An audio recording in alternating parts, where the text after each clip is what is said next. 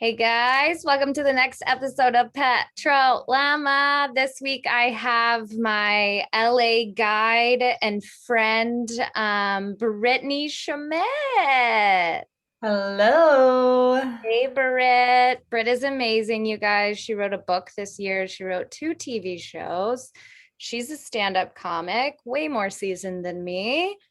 And she's such a lovely human. How long have you been doing stand up? 3 years? Oh, okay, yeah, I am. I'm way more Unfortunately, I am way more seasoned than you. I was like, we're not that far away. Okay, yeah, we are. Oh, yeah, never mind. You suck. No. Take it back. Okay, I take it back. I'm great. I'm hmm so great. What are you drinking? Vodka, straight vodka. What if I was just, this is the relapse episode where I just slowly go downhill off the wagon. The Oh my intro is God. me falling off the wagon, and the rest is me just swimming through my first time getting drunk in almost 3 years. Do you know how many hits I would get if I got a live relapse on the podcast? Honestly, should we do it for the streams? I'm in. I'm willing to risk your sobriety for Yeah, this. I'm willing to risk my actual life for you to get the views we're looking for. I don't know if I've ever asked you this, but how did you start stand up? So I worked in advertising, and the agency I worked at, I sat across from the guy who was the chief strategy officer, this guy named Tamara Katan. I think he's actually in Barcelona now. Barcelona. Never heard of Barcelona. it. Tell me more. But I know you live there, but he was just like cool, and he like did comedy, and I was like, you're just so fucking cool. Like, how do you get into comedy? And he's like, you should do it. Like, you're funny. And I'm like, and I really wanted to do it. I guess I was not like a kid who was like, I need to do comedy, or I wasn't allowed to watch TV growing up. So I wasn't like, oh, these people are amazing. Like I had no reference. Like I knew stand up was a thing starting in like college. And then I was like, oh, these people look like they're having fun. And then I forgot about it because I was blacked out.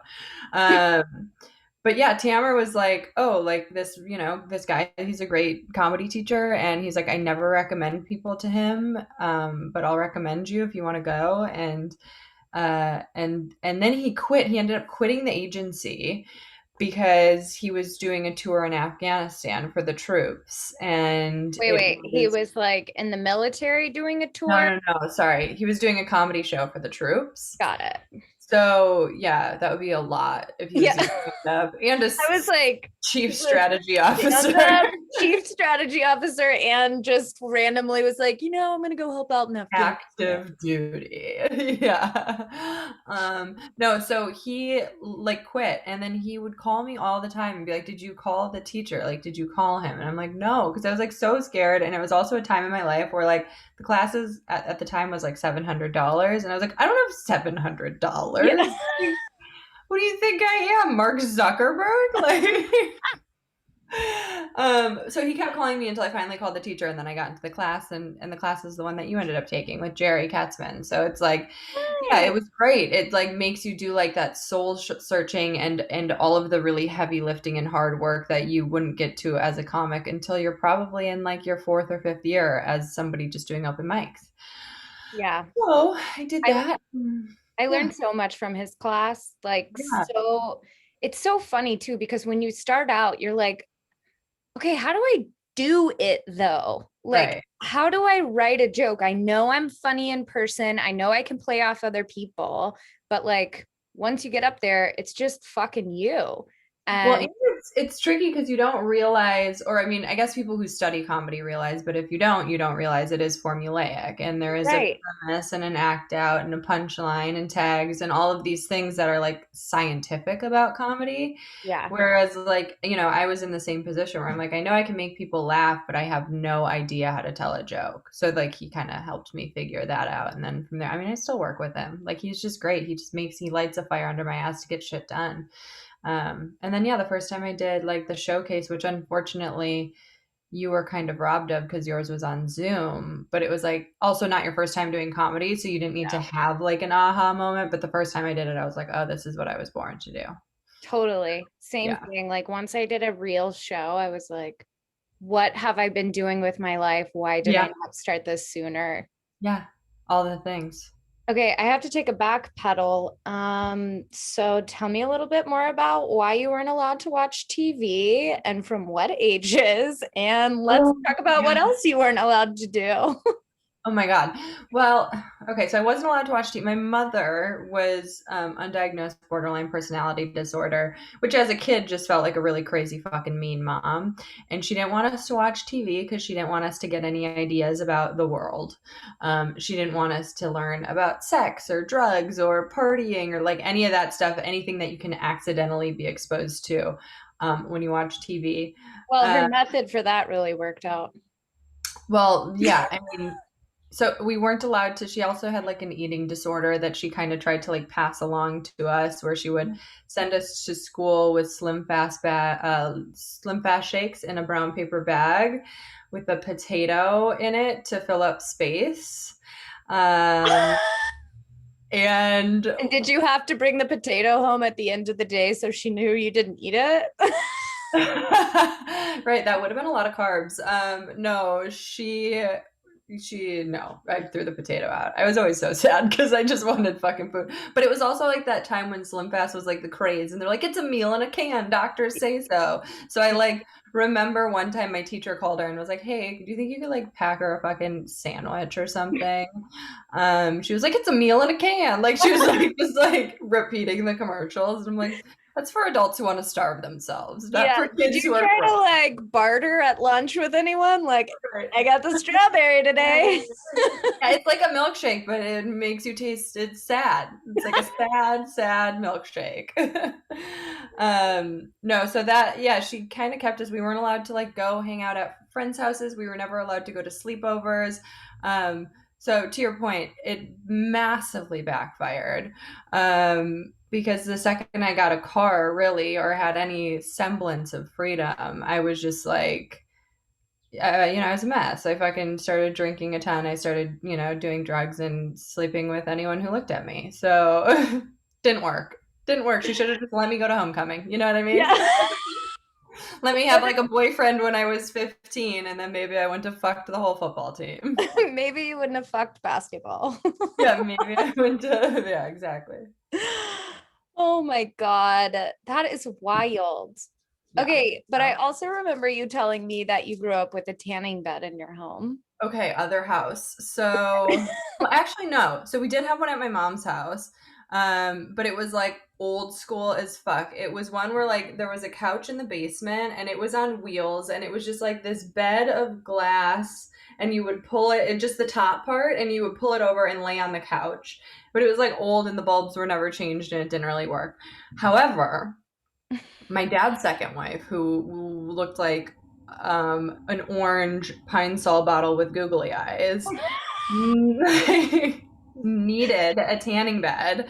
So my dad brought home like this really like brand new state of the art when it was like the ones that you like laid in and the bottom was lights and the top was lights.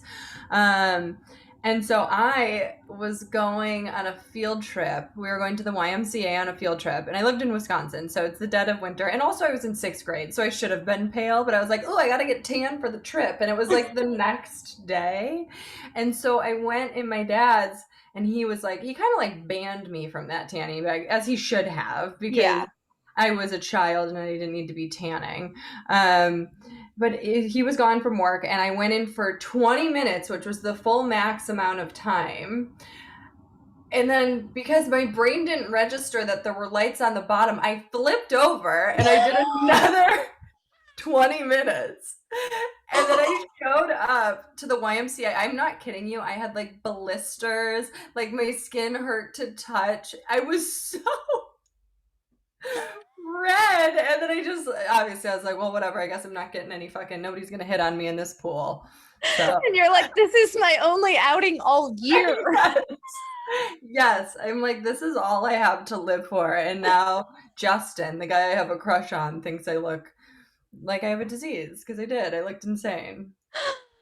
Oh my God. That pains Yeah. me just to think about, to be honest. Yeah. I mean, tanning beds, I don't know if where you're from they were as big of a thing, but they were a big thing. Yeah, they were big. I was not allowed to go, so I secretly went. Yeah. Because like I think you had to be 18 to sign up for it. Hmm. So I don't know how I got around that. I think I just forged my mom's signature. Hmm. Um, but yeah, I would go tanning every day after volleyball practice. Yeah, I mean, I just wanted to not, I wanted so badly to not be white.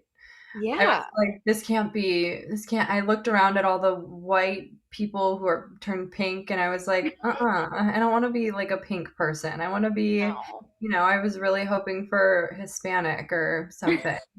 Something Yeah. that just looked better. I I was just always wanted to be exotic in some way. same, and I was from like a truck stop in Wisconsin, and they're like, "Stop, stop! You look like A, trash." tr- a truck stop in Wisconsin.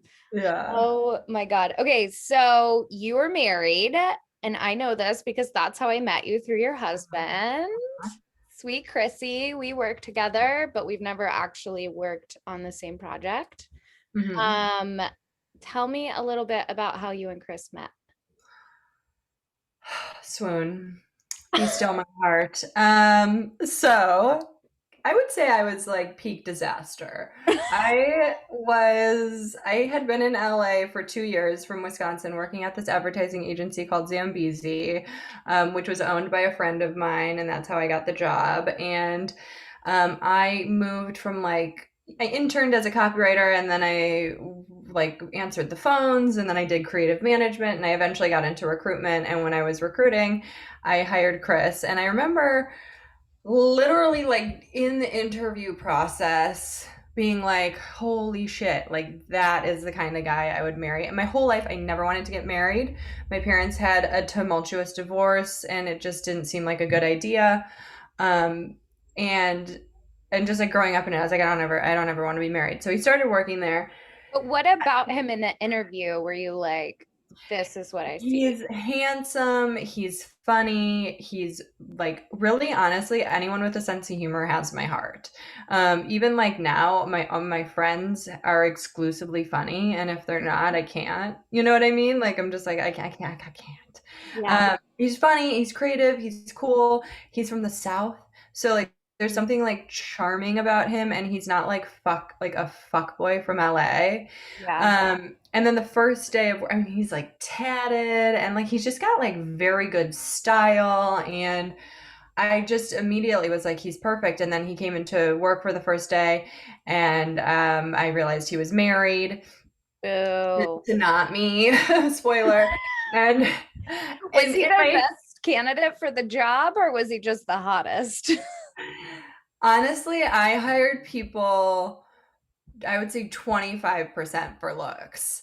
Um, I would say that agency was pretty fucking hot, and that's because I hired hotties. I was like, you know what? We're gonna be good looking. We'll be short on award-winning work and long on romantic hookup partner like possibilities in the office. Um, Probably good I'm not in the biz anymore because it's You illegal. hired my best friend at another agency, so it Yeah, Meredith. Yeah, checks hottie out. again, attractive. So, no, but she's also just great and very talented. But where was I going? Oh yeah, so I met him, and then when he was married, I so here's the deal. This is something I'm not proud of, but I had had relationships with married men in the past, so I was not afraid of that. I was like, oh, we love a challenge. And and then he like just set very clear boundaries. Like he didn't allow people, and I'm saying this, of course I tried to hit on him, but many Right. women tried to hit on him at the agency. Like they were like, "Oh, he is like everyone is pretty attractive. He was hot." Like Yeah. and like women were like throwing themselves and every single time he was just like a fucking Heisman trophy. Like, no, no, no. Yeah. And would always just talk about like how much he loved his wife and how amazing she was and all of these things. And I was like, that's fucking hot. Like that makes you hotter. Like not only are you like hot and funny and creative and great, you're a good husband. And that is the most attractive thing in the world. Um, so yeah, obviously I didn't break up that marriage. Even though I didn't really try, but you know what I mean? I didn't do it. It wasn't me, is what I'm saying. What was your line when you tried to hit on Chris? Okay, so there was something that happened once when I went to this eye doctor. So I had really bad vision. Really? Really, I didn't know that. really bad because I got LASIK and it's all fixed. Okay. I went to this eye doctor in Westwood and I still am mad at him. He told me that he thought I had retinal degeneration because my vision was changing so rapidly and it kept getting worse and worse. And that means you basically go blind Yeah. eventually. And I came back from the doctor's appointment and I was besides myself. Like I was just not beside myself, not besides, beside myself. And Chris was like, "Are you okay?" And he was just trying to be like a nice friend because we Yeah. very quickly we became very good friends. Like we had the same sense of humor. We both like to day drink. Like we were just like shit talking assholes, and like we were kind of the same person. And I was just like, "I don't think I'm okay. Like, can we go outside and talk?" And I was like being so manipulative because like I wasn't okay, but I also just wanted his attention. Yeah, And then if it would like have been the ugly IT guy asking you, you'd have been like, I'm fine. yeah, like honestly, like with my blind stick that I picked up, I'm like, I'm good. I don't need you. Did you really have to have a blind stick? No, but I'm just Oh. saying, like me being like the catastrophist that I am, it was like imagining my life as a blind person. Anyway, long story short, he like gave me a hug and then I like held on for too long and he like pushed me off. He was like, okay. And I was like, damn, you are just a good husband. Congrats to that wife of yours. Um, anyway, long story short, that doctor ended up getting disbarred and going out of getting whatever because he was, I don't know, maybe like selling coke through his eyes. Like, I don't know what was happening. He wasn't a real doctor. He was just like giving out fake diagnoses and like ruining people's, Thursdays. Um, so anyway, that happened, but it was never like anything like, hey, I'm not like a very verbal hitter on her. Like I'm like you know what You I mean? just Like take your top off. It's pretty yeah, I'm visual. not like, how about these titties? No.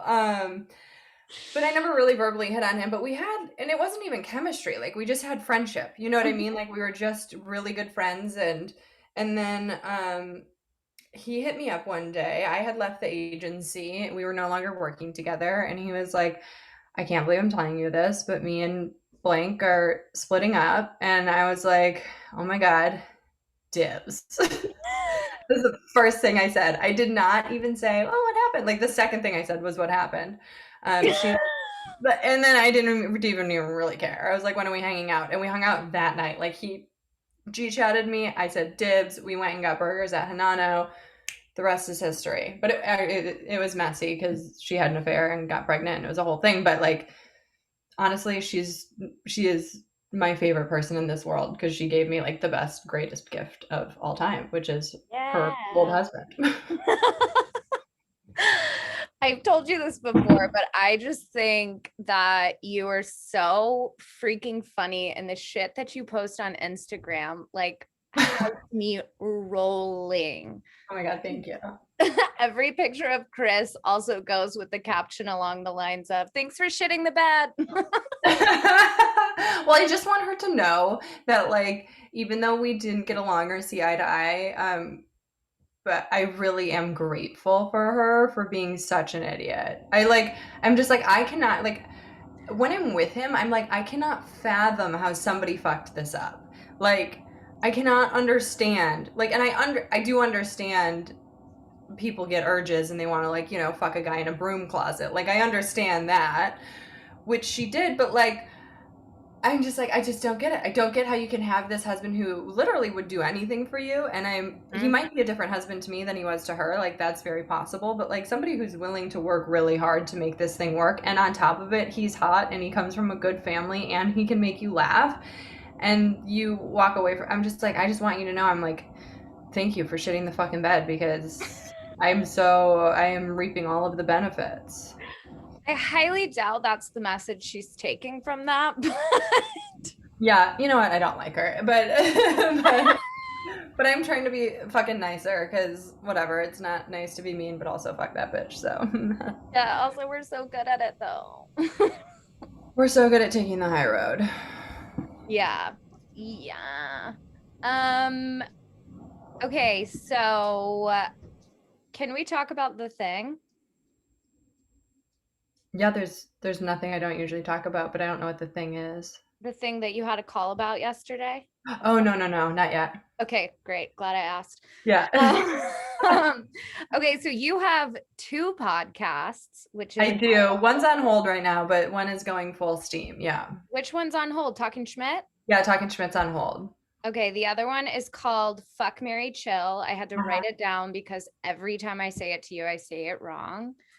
And you get a It's little heated. Yeah, I get a little mad. No, it's the game Fuck Mary Kill. It's just Fuck Mary Chill as a podcast name. Yeah, I get that it's easy. I just know that I mess it up every time. Oh, okay. I mean, I don't really care. But yeah, it's super fun. I love that one. Okay, well, tell us about it. So basically what happened was I was doing Talkin' Schmidt, which is my podcast, which by the way will resume in probably like a week or two. I just like posted the one I did with my dad in Cabo, and then I'm just like taking a little moment because we just moved into a new house, and like I just need to like get my ducks in a row, and so that one will be back. But I was doing Talkin' Schmidt, and then I launched it in January of last year, and then the pandemic hit. So I was like maybe 6 episodes in, maybe even fewer, maybe 5 episodes in, and I couldn't have people over to my house anymore to do the podcast, and I Mhm. didn't like Zoom because 'Cause it's trash. it's trash, and it's also just like from a chemistry standpoint, like I just want the person in the room with me. So I started doing having Chris on as my guest for Talkin' Schmidt, and then I found myself having so much more fun with him, and it has nothing to do with the other people I was having on my show, because I do have fun with that. There's a lot more responsibility when you're hosting a show and you have a guest to like keep it moving and keep asking interesting questions and not let you understand. You have a Yeah. podcast. Um, and I just feel like with Chris, because we have such good chemistry and we banter so much already, it just was working. And he's so fucking funny that like it's almost like I can just set him up to be the funny one. And Yeah. then we have like a funny back and forth, but like it doesn't feel like I have like this overwhelming pressure to perform.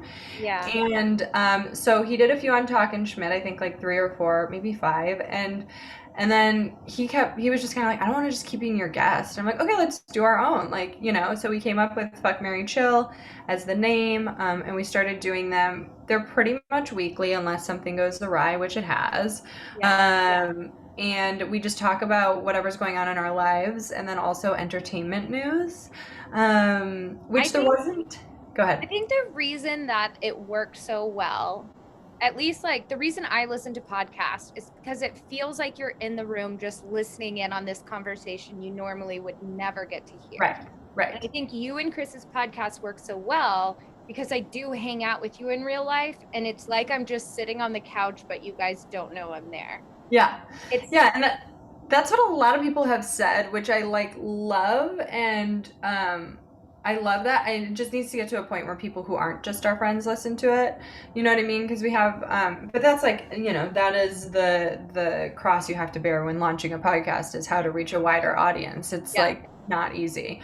Um we have the thing is, so Talking Schmidt, people like Talking Schmidt. People love Fuck Mary Chill. Like Chris's friends hit him up about it all the time. My friends hit me up about it all the time. They're like, this is wild. Because I think there's something too about like a married couple being very open about pretty much everything. Like there's nothing that's off limits. Like he makes fun of how I used to be a hoe all the time, like tastefully. He's just so funny, and I just feel like we get a lot out of each other, and it's just, I don't know, it's just fun, and I just want to. That's where I'm at. I'm like, I just want to have fun. Like I want to be yeah, creative and have fun, and I don't want it to feel like work. And I feel like Talking Schmidt started feeling like work, so I'm like, I'm just gonna take a little baby break with her, and then I'll be back. Like I'm not getting rid of it, but I'm just gonna focus on Fuck Mary Chill because I just feel more excited about the prospect of that, like moving forward and getting produced by someone else, or whatever. So I'm excited. yeah. I think too, it's like just what you were saying. You and Chris are married goals, couple goals, Oh, whatever the thank fuck you. it is, Yeah. because you are able to be 100% yourselves. There's Mm-hmm. nothing about your past that you guys are hiding from one another. And like most people would think, like, oh, my now husband or my now boyfriend doesn't want to hear about my fuck capades. from Right. before, and Chris doesn't give a fuck. He doesn't care. It was so funny. We were doing the podcast the other day, and we were trying to talk about sports, and none of us, neither of us know anything about sports. I just know who I used to sleep with that are athletes. So like that's like the only way I knew about like the NBA. I'm like, oh yeah, this guy plays for this team, and he's like, why do you know that? And I'm like, because he's been inside of me. You know what I mean? Like, or like we were watching the Lakers the other day. I was like, that guy looks really familiar, and he's like, yeah. He's like, because you had sex with him, and I like looked up his name. And I'm like, yes, I fucked him in Vegas. Like, I can't believe he's on the Lakers now. That's so crazy. Like, and he's just, he's just like, you're a fucking idiot. But like You're the like, good night, for me, and also good for him, I guess. right, right. No, I know. I'm like, it's your Eskimo brother slash village. Yeah, you you really bring quite the lineup of Eskimo brothers to the relationship. Yeah, yeah, yeah. It's like an Eskimo league. Yeah. Yeah, you staffed about 8 teams. Yeah, totally. I mean, it's funny. I mean, basketball, there's still a few standing, but it made me start to feel really old when all of my fuck buddies started retiring. Like the majority of the football players that I have slept with are retired, and I think all except one, and then a few of the NBA players too. I'm just like, wow, that makes me feel like a relic. Like you guys are done professionally with your lives. Like there's nothing left for you. And I'm just getting started and I'm just over here making jokes about dicks still. So And I'll that's never just stop. fun. I'll never Um, stop. are you working on any specific new content right now? And what's it about? Any topics that you're trying to hone in on? For my jokey jokes, Yeah, for Standy's Up. for Sandy's up, I am in the middle of putting all my old jokes together to get them into a cohesive thing that I'm ready to release into the world. And then last year, I wrote about 45 minutes of new material that has not been tested. So Exciting. there is a chance it's 10 minutes of material. Well, I Um, did see 5 of it tested. Oh, yeah, that wasn't even included in the 45. That was stuff that I was like trying to see if that would work or live alone. That wasn't even 5 either. That was like 8 minutes of me fucking eating a dick. And it's so funny because it's like something can happen to you that you think is so funny, and then everyone else is just like, why are you alive? You know? So so yeah, no, I definitely need to get out there and try it out. The one topic that I've been working on, partially sparked by everything that happened last year, but it's also something I've always wanted to write about, is the racism in my family, Mm, which is such a tricky one, but I think it needs to yeah. be acknowledged because I feel like me ignoring the fact I have racist family members is projecting or continuing the problem. Hmm. Like it needs to be called out. But it's towing such a sensitive line. And you don't know until you try it. And those are the kinds of jokes that work some places and don't work other places. Hmm. And like I think because obviously we're both in LA and in more liberal places, they're going to be more susceptible to laugh at me calling my family a racist. Rather, like if I go to, the middle of the country and do a show and then I make fun of racists and Yeah. they feel personally attacked, You're it like, becomes a boo different. us. Yeah, yeah, yeah. So that one has been tricky. I'm also just trying to, all of my stand up is very personal. It's all based off my life. Hmm. Um, so anything that's kind of happened to me in the last couple of years, like buying a house or being in a fucking pandemic. I'm trying not to do too much pandemic material just because it's going to age like really Well, that, poorly. and I feel like people go to stand up to get away from what's going on, not Right, get deeper into it. right. So it's kind of the same thing about like how tried to be sparing about Trump jokes because it was Totally. like we're inundated with that every single day. Right. Right. Right. Yeah, no, I feel like I tried to do a few Trump jokes and I'm like, this isn't gonna matter because he's not gonna be president Yeah. and then it's not gonna age well.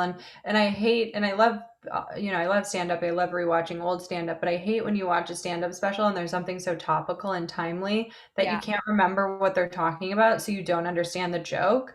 Yep. So I just try and do like broad strokes. This applies to everyone, or at least everyone can understand it regardless of where they're at in their lives and what's going on in the world. Yeah, totally. Okay, I gotta pause. Okay. Great. Let's start another recording.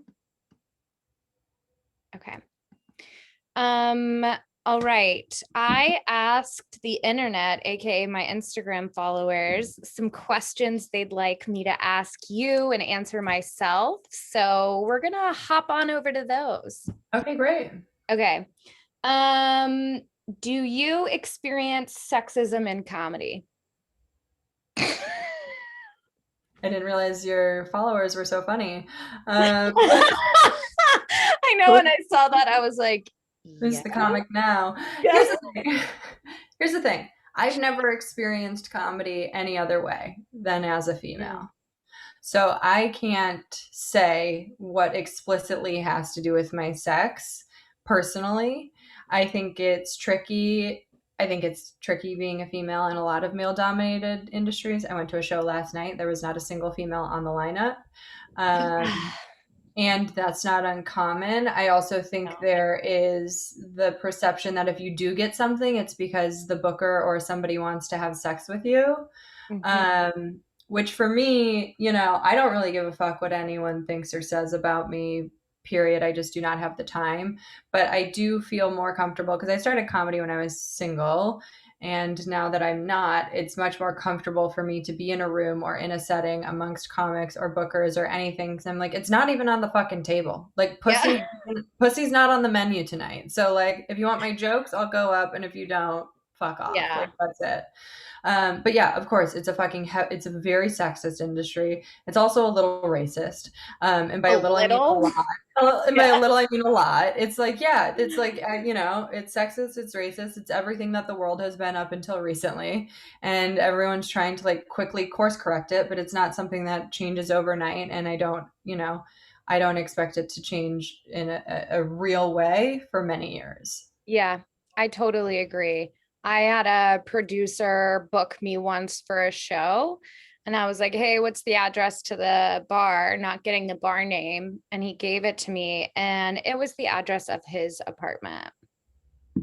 And I was like, I don't see any audience members. Yeah, you're like his dick's in your mouth, and you're like, Yes. when are they coming? When are you coming? When are we all When coming? are we all coming? Yeah, Yeah, that was super cute. I've had someone introduce me. This next comic is so hot. I would Bill Cosby her and not even feel bad about it. Welcome to the stage, Stephanie Foster. that's a compliment. If you dig deep enough, there is a compliment in there. I don't want to dig on that one. Yeah. Okay, so definitely sexism. Do you do comedy full time? Yes. Great answer.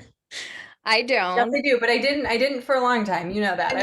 Oh shoot. Oh, geez, this is so unprofessional. Oh my God. Honestly, these people have been calling me trying to collect my student loan debt. I'm like, I haven't had student loan debt in 10 years. I have my shit fucking together. Together. I'm Um, married. I am a homeowner. Okay, no, that was awful. What were we saying? Oh yeah, had a full-blown career in advertising for 8 years. I moved out here to be in advertising. I wanted to be a copywriter, and then I sort of shifted and I got into recruitment, which was like so lucrative and wildly unfulfilling. Like the hole in my heart was huge. It was just soul sucking. And so I worked really hard to get myself into a position where I didn't need to work for a few years. And then I quit advertising. And it was like, I mean, just crazy how light I felt and creatively how much came out of me. When I quit, the pandemic followed shortly thereafter. But in that time, I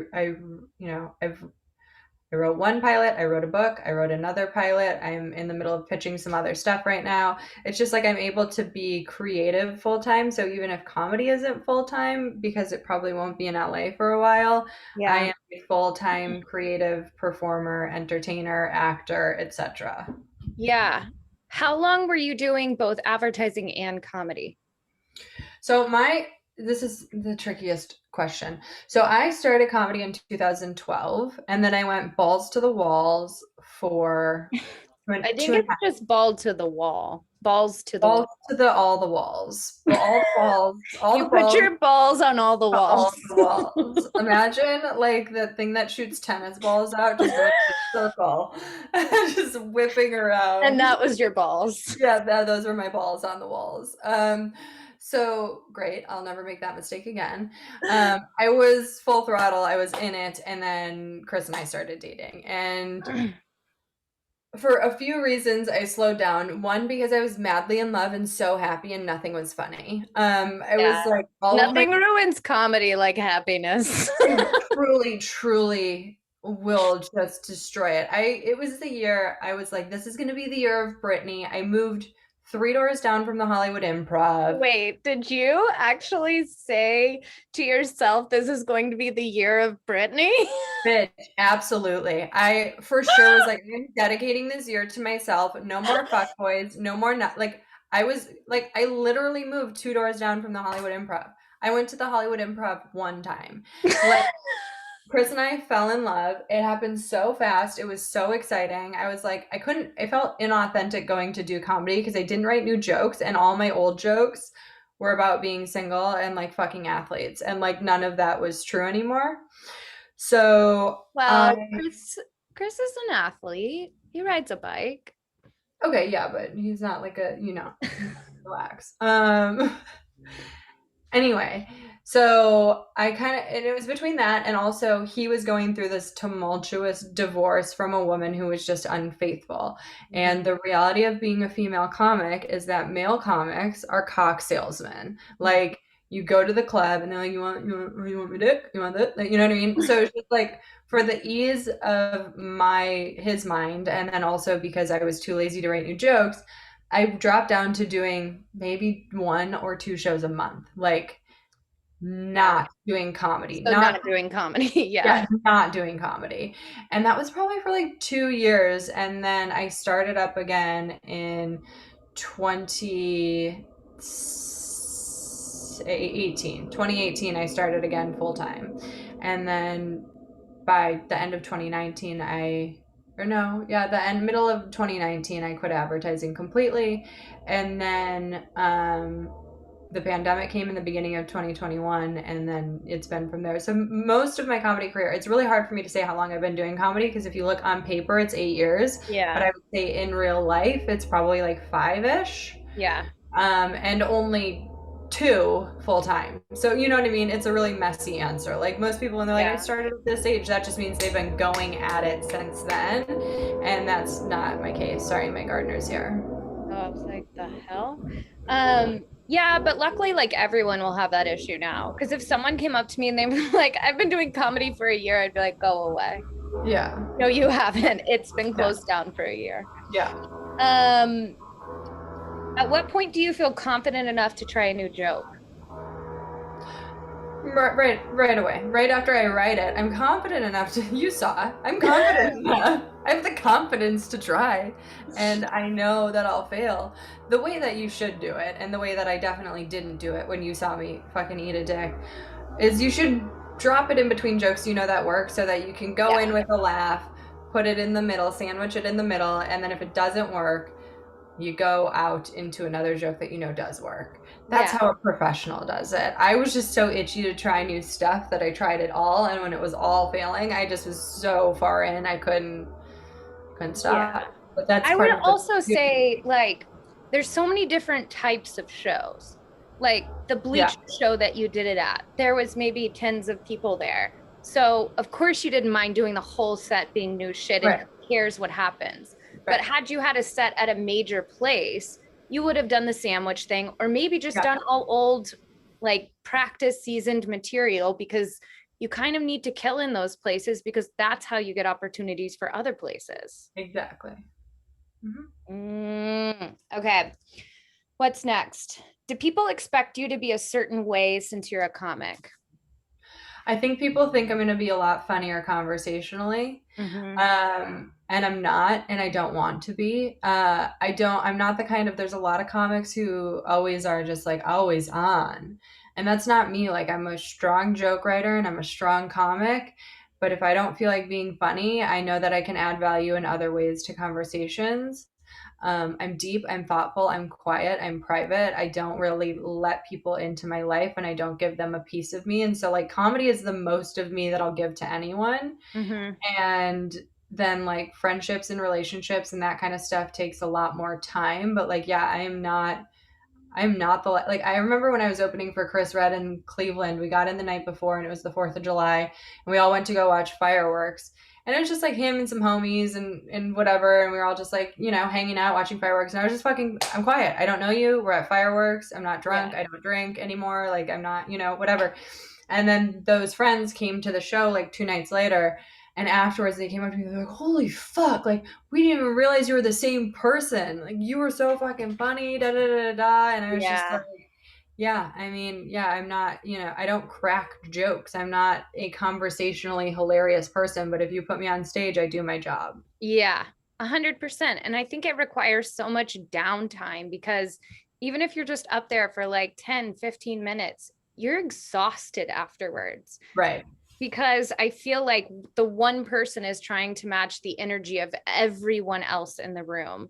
And it Hmm. just takes so much out of you. Yeah, I mean, it's like any other job. That's the thing. Like, you don't go to work all day as an accountant and come home and crunch numbers. Like, it's a fucking job. It's even though it's Yeah. one of the more fun jobs probably in the world, it's still a job and it's tiring and Yeah. that's it. I have a switch and I turn it on and off. Well, I feel so lucky that I weaseled my way into friendship with you. I know. It's so funny. I was telling you this the other day, but when Chris is like, "Oh, there's a girl on Facebook that you have to meet. She's a comic," and I'm like, "Ugh," because I just don't like. I'm just not. I don't know what it is about me where I just feel like I'm tired. Well, that and also like at the time, I lived in San Francisco, you lived in LA, you were just there doing a quick set to practice for a JFL. Like Yeah, yeah, yeah, yeah. at the end of the No, day, but no, I mean everything happens the way it's supposed to. You know what I mean? Because it was like we did the show, and then like even then we weren't the like, oh, we're gonna be buddies now. It was like you hit me up with some stuff a few months later, and then we just got like really close. And then when you moved to LA, I was like, oh, you're gonna be one of my really good friends. So, and that yeah, doesn't fucking happen a lot. So I'm excited. me too, boo. Okay, last question from the listeners, and this one's a real left fielder since I was like, hey, I'm having a comic friend on. What do you want to know? Okay, They would like to know what's the best vibrator. that's funny. Obviously the womanizer.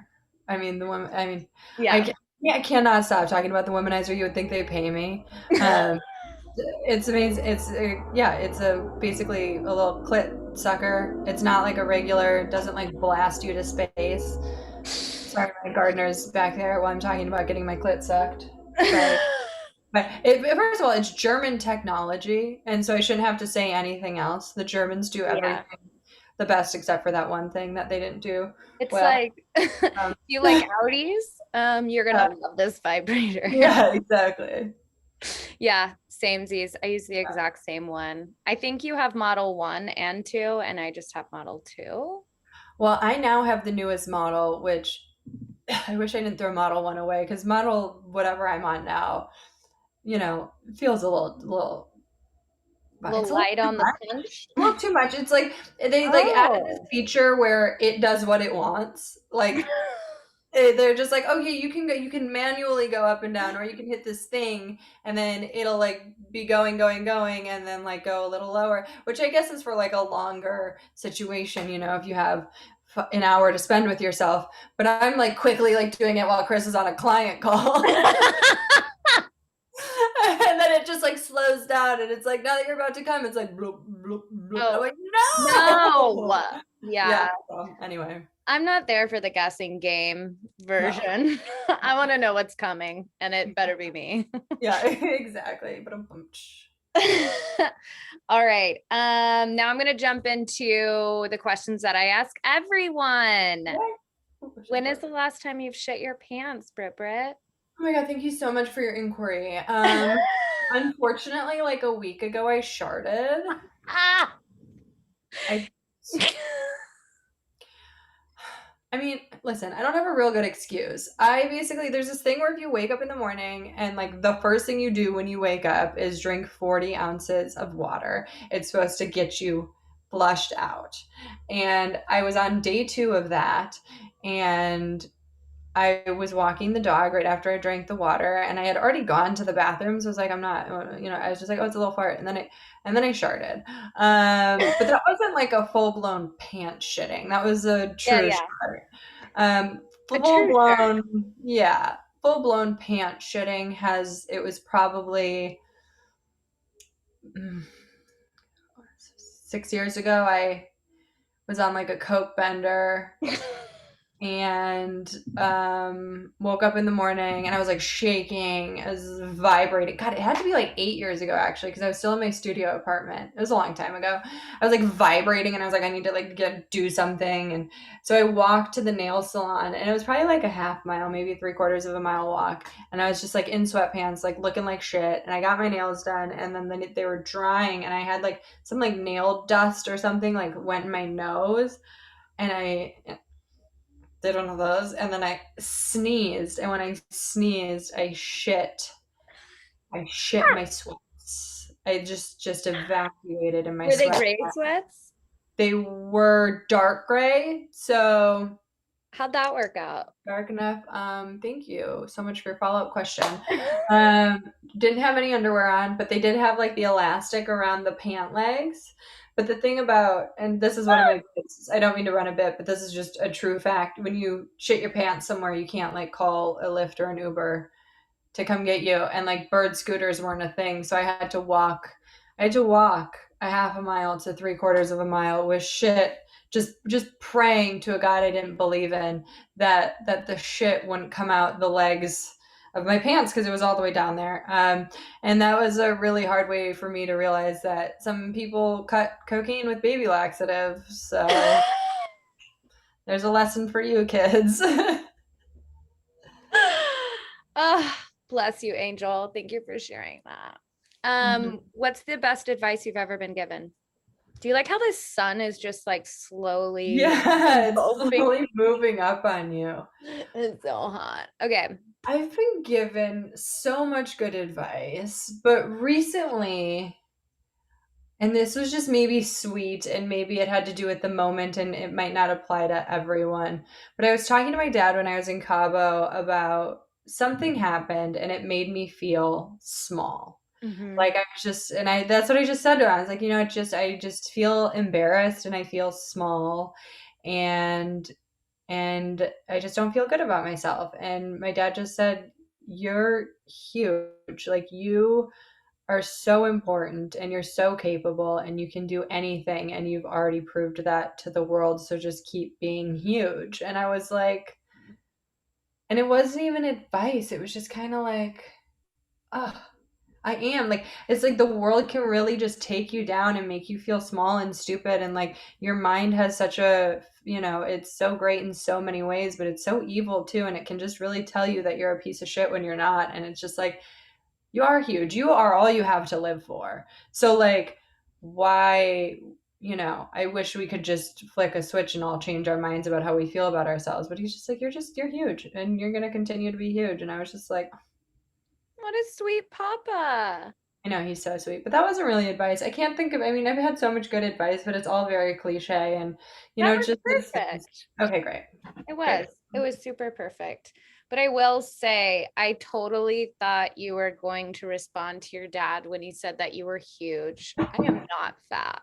I am not fat. I had the thought to make the joke, but it was such a sweet moment. It literally made me cry that I was like, this is like one of these moments where, when he's gone, even though he's never gonna die, I'll think about. You know what I mean? And I don't want to ruin it with a joke about my weight. Yeah.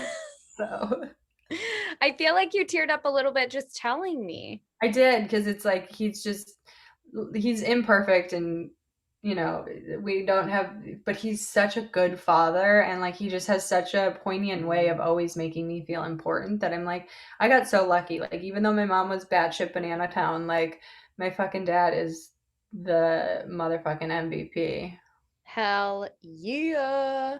Um, okay. Shout out all the things that you do in your gram and all of that kind of stuff so we make sure that makes the cast. Oh yeah. Follow me on Instagram at Brittany Schmitt, BrittanySchmitt, and then my Twitter is at it's Brit Brit, ITSBRITTBRIT. I don't do a lot on there, but every once in a while I shit out a gem. Um, and what else? Definitely check out Fuck Mary Chill. It's everywhere you can find podcasts. Also, Talking Schmidt. It will be back, even though I just talked Schmidt about Talking Schmidt. It'll be back, and it's fun. And all the old episodes I did are really fun. So yeah, check it. I think that's it. I have a YouTube too, but don't worry about it. And any one friend you want to give a shout out to? What? Yeah, choose one. Oh my God, one? One, maybe two. I don't have any friends. God, I'm just trying to think of who. I want to shout out my friend Claudia. Claudia Rosa. She's not in entertainment, but she is a fucking badass. She launched a skincare line called Face It that's really yummy and amazing. And she is just a badass and like my spiritual gangster and like the strongest, smartest, most grounded, humble, lovely, funniest person I've ever met in my entire life. And I'm obsessed with her. So you can check out her Instagram. It's at Cloudjag, CLAUJA. But she moved to Austin because she's a bitch. What a bitch. What a bad move. What a bad You move. was scooting right in her spot. This girl. This girl. So thanks, Claudia. Um, any parting words of wisdom? Oh, fuck the haters. Honestly, nothing matters. Life is so short. Like, why the fuck are we paying attention to what other people think about us or are saying or doing? Like, just don't spend another minute giving a fuck about anyone or anything. And if you have something like deep down in your soul that you want to be doing, do it because that's what you're supposed to be doing. Yeah, 100%. I think you might have told me this, but it's something along the lines of, why would you listen to criticism from someone you would not take advice from? Yeah. But I mean, it's exactly that. It's like I don't respect the people that try and tell me things that people try and put their fear into your shit because they Yeah. don't think that they could do it and they can't imagine a world where it's possible and it's possible and it's been proven time and time again. And even if whatever you're trying to do hasn't been done before, then you get to do it. And if it has been done before, the difference is you are doing it. You are the difference. Like your creativity and your perspective on something is new. So do it. That's so true. Okay, wait, I have one more question. I'm going to sneak in now. Okay. 2020 was total shit, yes. But Eh. what good thing came from 2020 for you? 2020 was not total shit for me. It was scary and there was a lot going on in the world that was scary if you gave it that energy. I really powered down in 2020 and I got a lot of needed rest. I wrote a book. I don't think I would have ever like start to finish written that book in such a short amount of time. I wrote it in 6 months. It's 240 pages. I'm so proud of it. Like I reread it sometimes because I'm like, this is great. Yeah. Even though it hasn't been published yet, like I'm very excited about that. I did so much. I started acting classes. I tried new things that were scary, and acting class made me cry, and it wasn't a sad scene. Was not a sad scene. They're like, if you could stop, and I was like, I was shook. But anyway, yeah, it was trying new shit is scary. 2020 was honestly, I got closer to my program. I just got closer to a lot of things, and I felt better in 2020 than I felt in a long time. Aw, I love that for you, sis. Thanks, Mama. Okay, I love you. Thank you so much for doing this. I love you. Thanks for having me. Okay, bye. Bye.